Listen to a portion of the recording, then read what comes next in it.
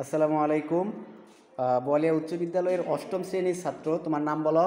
মোহাম্মদ সারোয়ার। মোহাম্মদ সারোয়ার একটা জিনিস তৈরি করেছে বা একটা যন্ত্র তৈরি করেছে, যে যন্ত্রটা ভূমিকম্প সিগন্যাল হিসাবে কাজ করবে। সেই যন্ত্রটা কিভাবে তৈরি করেছে, যন্ত্রের উপকারিতা কি, এই জিনিসটা আমরা তার থেকে জানবো এবং এই যন্ত্রটা তার থেকে দেখার চেষ্টা করব।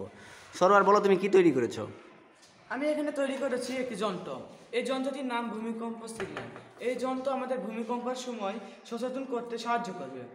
এই যন্ত্রটি এবার আমি অন করছি। আচ্ছা, ও সিগন্যালটা অন করছে যন্ত্রটা। ভূমিকম্পের সময় এই যন্ত্রটা সিগন্যাল দিবে ও বলছে।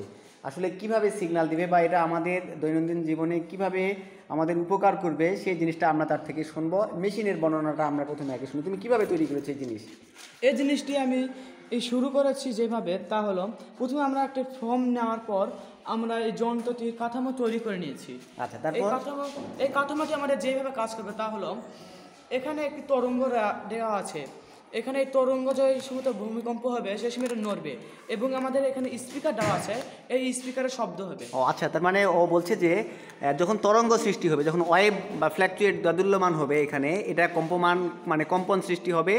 আর কম্পন সৃষ্টি হলে এখানে একটা স্পিকার দেওয়া আছে, এই স্পিকারে অটোমেটিকভাবে সাউন্ড করবে বা শব্দ হবে। মানে যে একটু নড়ে চড়ে একটু দেখাও দেখি কীভাবে শব্দ হয়। আচ্ছা, মানে যখন এটা যখন কাঁপবে, যখন ভূমিকম্পে যখন এটা কাঁপবে, তখন আপনারা দেখেন শব্দটা শুনতে পান কি না। এই যে স্পিকার এখানে কম্পমান, তার মানে এটার সুবিধা কি তাহলে এটার কম্পমান হলে? এর কম্পমানের সুবিধা হলো, যে মুহূর্তে ভূমিকম্প হয় বাংলাদেশের অধিকাংশ স্থানে মানুষ বুঝতে পারে না যে ভূমিকম্প হচ্ছে। মানুষ বসত বাড়ি বা বিদ্যালয়ে বা অফিস আদালতে কাজের মাধ্যমে ব্যস্ত থাকে। তিনারা ভূমিকম্পের সময় কাজ করেন, তিনাদের পার্সোনাল কাজ করেন। এর জন্য তিনারা এই ভূমিকম্প হচ্ছে বা ভূমিকম্প হয়ে যাচ্ছে এটা বুঝতে পারেন না। ও বলছে স্বল্প পরিমাণে বা স্বল্প পরিসরে এই যন্ত্রটা বসতবাড়ি, স্কুল, অফিস আদালত এই জায়গাগুলো যদি স্থাপন করা যায়, তাহলে ভূমিকম্পের সময় এই শব্দ হওয়ার কারণে তারা সচেতন হতে পারবে বা একটা নির্দিষ্ট সময় পাবে, সেই সময়ের জন্য নিরাপদ আশ্রয়ে তারা অবস্থান করতে পারবে। আচ্ছা, এই যে আলো জ্বলছে, এখানে কি বিদ্যুৎ খরচ হচ্ছে না এটাতে? সাধারণত আমরা এই কাজগুলো করি বিভিন্ন প্রাকৃতিক সম্পদ দিয়ে, কিন্তু এই যন্ত্রতে আমাদের কোনো প্রাকৃতিক সম্পদ নষ্ট হচ্ছে না, কারণ এখানে আমরা সোলার লাগিয়ে দেওয়া হয়েছে।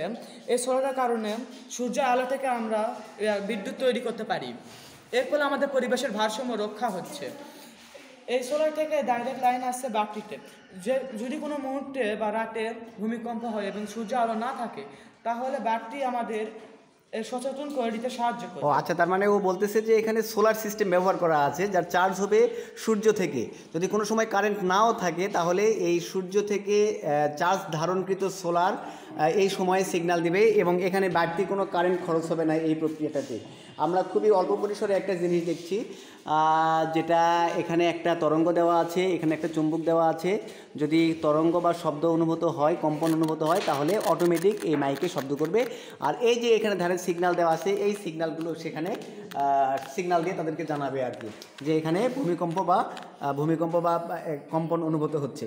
আচ্ছা সরোয়ার, তুমি এটা পুরো প্রজেক্টটা তৈরি করতে কয়দিন সময় নিয়েছো? এই প্রজেক্টটি তৈরি করতে আমার 2 দিন সময় লেগেছে।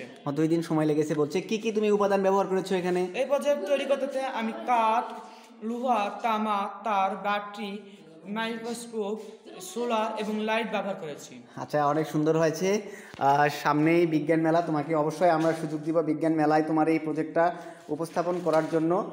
ভূমিকম্পে আমরা জানি যে অনেক প্রাণহানি হয়। ভূমিকম্প অনুভূত হলে আমরা সেরকমভাবে বুঝতেও পারি না। তোমার মেশিনটা অবশ্যই কাজে দিবে এবং আমরা চাইব যে বিজ্ঞান মেলায় তোমার এই প্রদর্শনীটা আমরা উপস্থাপন করব, যাতে করে মানুষকে অল্প পরিসরে সচেতন করা যায়। বোয়ালিয়া উচ্চ বিদ্যালয় থেকে এম এ মুমিন, ভৌত বিজ্ঞান বিষয়ক শিক্ষক। আসসালামু আলাইকুম।